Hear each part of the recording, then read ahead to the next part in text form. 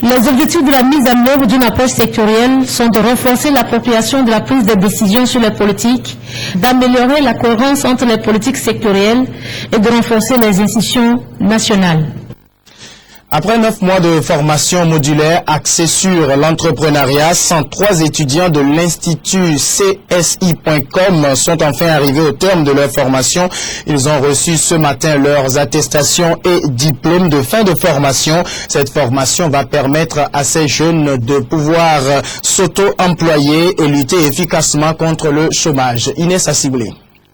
Ils sont 103 récipiendaires à recevoir leur attestation et diplôme de fin de formation ce jour. C'est une cérémonie riche en couleurs qui a mis fin à 9 mois de formation modulaire. L'accent a été mis au cours de ces mois sur l'entrepreneuriat. Notre mission est de donner des formations professionnelles et modulaires à la majorité, à la jeunesse, étudiantine et élèves. Mais pour ce faire, nous mettons l'accent plus sur l'auto-emploi. L'auto-emploi parce que, tel que nous tous nous le savons, c'est un peu difficile dans notre monde actuel. Pour ce faire, nous voulons accompagner nos étudiants dans un système entrepreneurial. C'est ce qui nous incombe plus.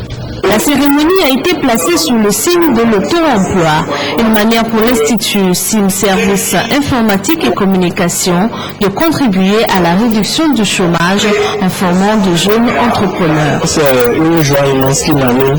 Je suis très content de pouvoir, après 9 mois de dur là-bas, recevoir cette attestation que je compte vraiment faire valoir. Je compte, avec tout ce que j'ai reçu à CSI, au moins créer aussi un emploi et pouvoir employer aussi les gens. Je suis apte à m'engager dans la vie professionnelle. Quand même je finis l'université, j'ai tenu à avoir une formation de plus pour accroître mes connaissances. Donc être équipé avec ce diplôme, ça me permettra de faire valoir mes compétences dans diverses entreprises. Créé en 2010, CSI.com a formé à ce jour plus de 600 jeunes et participe activement au projet de lutte contre la pauvreté.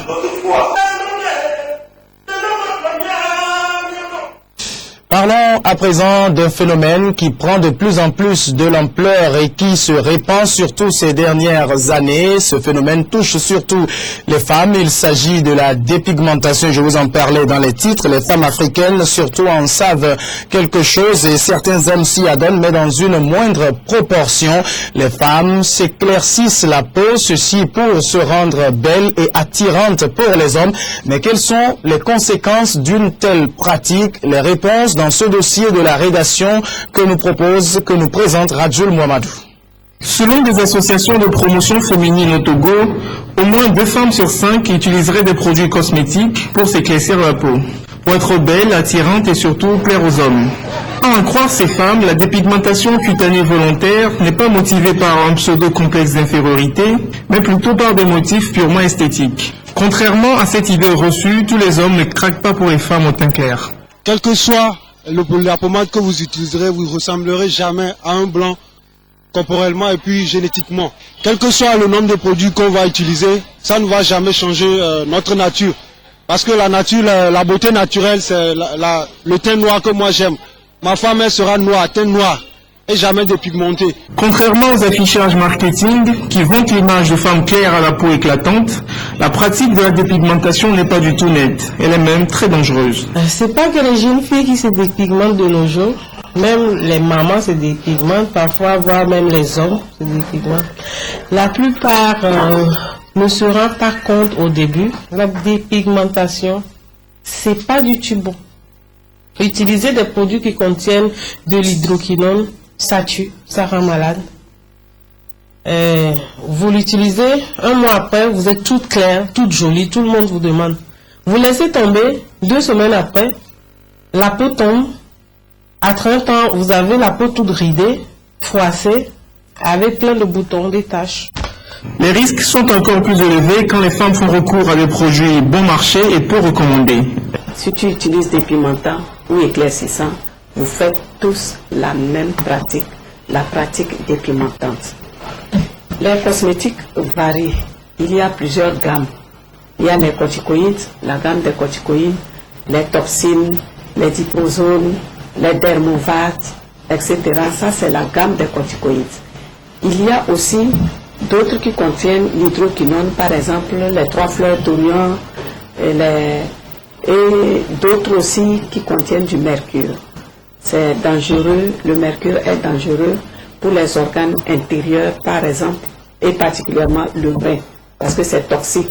Ainsi, certaines femmes se retrouvent avec la peau dénaturée, d'autres encore avec des pathologies cutanées, des cancers, voire d'autres problèmes de santé.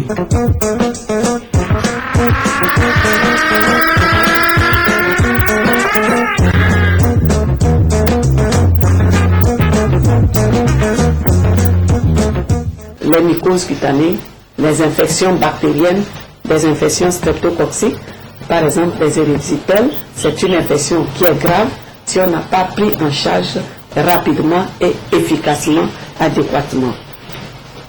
On peut également avoir des cancers de la peau. À la longue, si on utilise des dépimentants avec l'action du soleil, on peut avoir le cancer.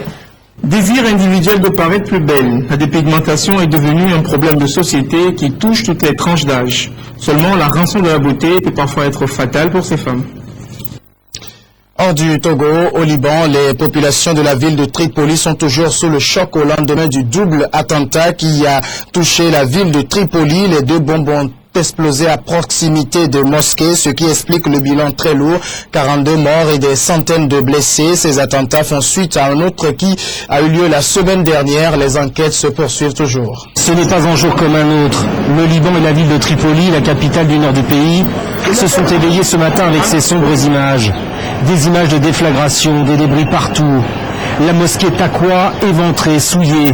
Première cible du double attentat à la bombe d'hier vendredi. Nous étions à la dernière prière et soudainement, il y a eu une boule de feu et de la fumée partout.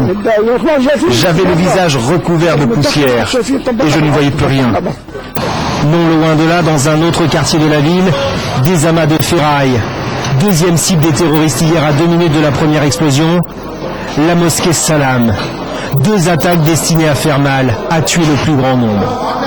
C'est une tragédie. Je suis vraiment désolé. Les gens disent que notre pays est sûr. Je dénonce l'attitude des leaders de ce pays qui ont dit il y a une semaine, après le premier attentat, qu'ils feraient le nécessaire. Qui a commandité ces actes barbares? Voilà la question posée ce samedi. Plus de 100 kilos de TNT auraient explosé. L'enquête est en cours. Les 2 mosquées visées sont sunnites. Ces attaques interviennent dans un contexte tendu dans le pays. La raison? La proximité de la guerre civile en Syrie. Le Hezbollah chiite libanais s'est engagé aux côtés de l'armée syrienne pour combattre les rebelles radicaux sunnites. Ces attaques libanaises seraient donc liées. Les sunnites libanais affichent clairement leur hostilité au régime de Bachar el-Assad.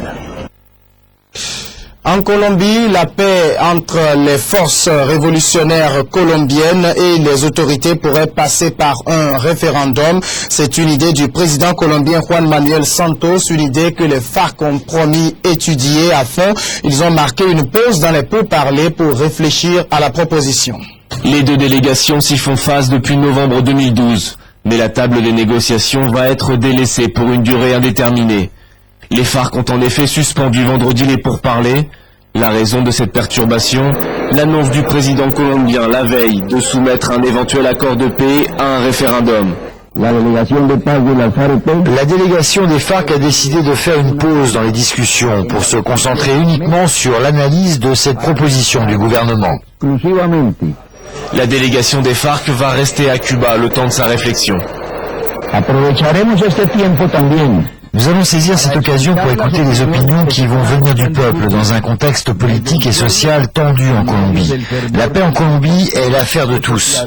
Le président colombien souhaite un référendum en 2014 lors des législatives en mars ou au plus tard en mai au moment de la présidentielle, une élection à laquelle il devrait se représenter. Pour tenir ce calendrier, son objectif est de conclure un accord définitif avec les FARC avant la fin de l'année 2013. Je comprends que la guérilla ait dit « nous quittons la table pour étudier cette proposition ». C'est parfaitement légitime, mais le temps passe et la patience du peuple colombien a ses limites. Cet arrêt temporaire pourrait mettre à mal les avancées des négociations.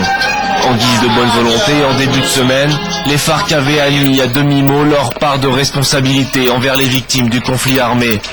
tout comme le président colombien, qui avait reconnu celle de l'État dans les graves violations des droits de l'homme. En 50 ans, le conflit en Colombie aurait fait plus de 200 000 morts et près de 6 millions de déplacés. Aux États-Unis, toucher les fesses d'une femme ou lui demander de venir travailler en sous-vêtements peut vous coûter très cher. Le maire de la ville de San Diego, Bob Filner, vient de l'apprendre à ses dépens. Accusé par 18 femmes de harcèlement sexuel, il a dû présenter sa démission et ses excuses. Le maire de San Diego tente à nouveau de faire amende honorable, mais moins d'un an après son élection, il est déjà trop tard. Bob Filner a finalement cédé face aux accusations de harcèlement sexuel. Il quittera ses fonctions le 30 août. À toutes les femmes que j'ai offensées, je n'avais pas l'intention d'être offensant ou de violer une quelconque limite physique ou émotionnelle. Fin juillet, son ancienne porte-parole a été la première à porter plainte. Le maire lui aurait demandé de venir travailler en sous-vêtements. En tout, ce sont 18 femmes qui l'accusent d'avoir fait des avances déplacées comme des mains aux fesses. Début août, une campagne de pétition réclamant sa destitution a été lancée. Si le maire de San Diego a admis avoir commis des maladresses, manqué de respect envers des femmes, en aucun cas, d'après lui, il s'agit de harcèlement. Aucune allégation n'a été indépendamment vérifiée ou prouvée devant un tribunal.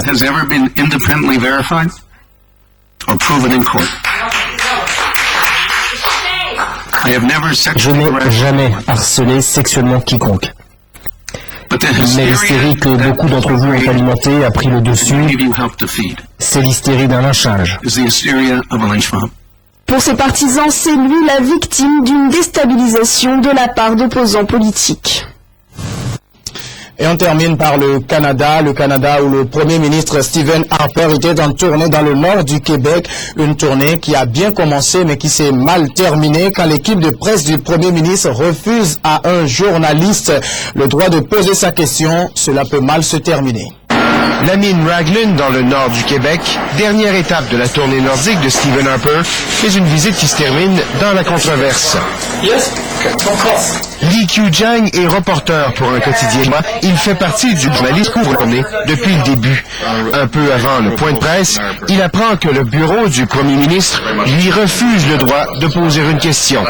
Derrière la salle, le ton monte, le reporter réclame le droit de parole et repousse la secrétaire de presse du Premier ministre.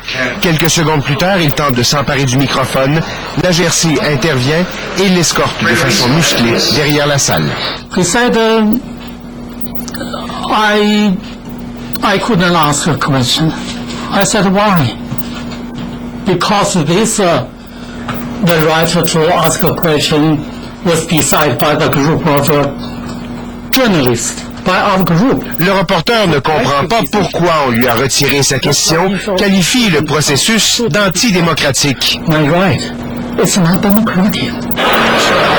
Via Twitter, le directeur des communications du Premier ministre a dénoncé le geste physique posé contre sa collègue et réclamé des excuses du reporter. Il compte soumettre l'affaire à la direction de la tribune de la presse parlementaire à Ottawa. Et voilà qui met fin à cette édition. Merci à vous tous qui l'avez suivi. Je vous retrouve demain.